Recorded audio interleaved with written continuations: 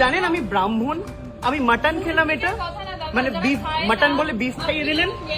গোমাংস বিতর্কে নতুন মোড়, এবার শায়কের বিরুদ্ধেই পাল্টা মামলা দায়ের করল পার্ক স্ট্রিট থানায়।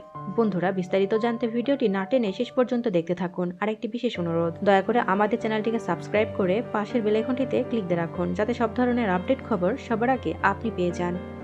গোমাংস বিতর্কে এবার আইনি জটিলতায় জড়ালেন টেলিপাড়ার পরিচিত মুখ সোশ্যাল মিডিয়া ইনফ্লুয়েন্সার শায়ক চক্রবর্তী।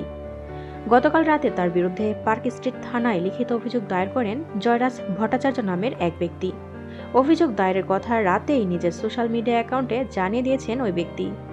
ঘটনার সূত্রপাত শুক্রবার রাতে পার্ক স্ট্রিটের একটি রেস্তোরাঁয় বন্ধুদের নিয়ে নৈশভোজ করতে গিয়েছিলেন অভিনেতা শায়ক চক্রবর্তী। তার অভিযোগ, পাঁঠার মাংস অর্ডার করা হলেও তার সামনে আনে গরুর মাংস। এই ঘটনাকে অনভিপ্রেত অভিজ্ঞতা বলে দাবি করেন শায়ক। পরদিন পার্ক স্ট্রিট থানায় এফআইআর দায়ের করেন। অভিযোগ প্রকাশ্যে আসতে না আসতেই তা নিয়ে তীব্র প্রতিক্রিয়া শুরু হয় সোশ্যাল মিডিয়ায়। যদিও অনেকেই ঘটনাটিকে দুর্ভাগ্যজনক বলেই মানছেন, তবুও শায়কের ভূমিকা ঘিরে একাধিক প্রশ্ন উঠতে শুরু করে।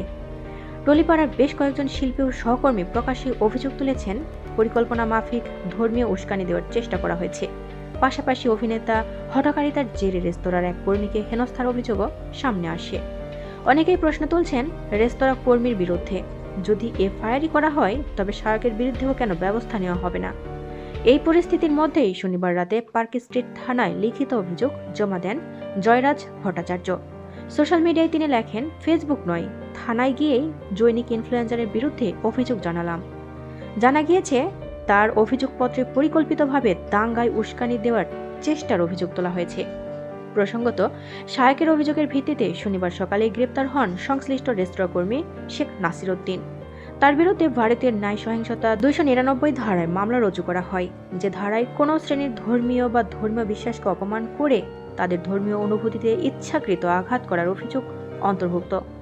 ধৃতকে আদালতে তোলা হলে তিনি জামিন পাননি। এদিকে বিতর্ক আরও জোরালো হওয়ার পর ঘটনার দিন শায়কের সঙ্গে উপস্থিত থাকা দুই বন্ধুর মধ্যে একজন সোশ্যাল মিডিয়ায় নিজের অবস্থান স্পষ্ট করেন। তিনি জানান, খাবার নিয়ে সমস্যা হলেও কোনো ধর্মীয় উস্কানি তিনি দেননি এবং গোটা ঘটনার সঙ্গে তার কোনো যোগ নেই। এতে করে অনেকেই মনে করছেন ইচ্ছাকৃতভাবে অভিনেতা শায়ক এমনটা করছেন। প্রিয় বন্ধুরা, এ সম্পর্কে আপনাদের মন্তব্য কি? অবশ্যই কমেন্টস করে আমাদের জানিয়ে দিন। আর পরবর্তী আপডেট নিউজ সবার আগে পেতে হলে আমাদের চ্যানেলটি সাবস্ক্রাইব করে পাশের বেল আইকনটি অন রাখুন। এতক্ষণ সাথে থাকার জন্য ধন্যবাদ।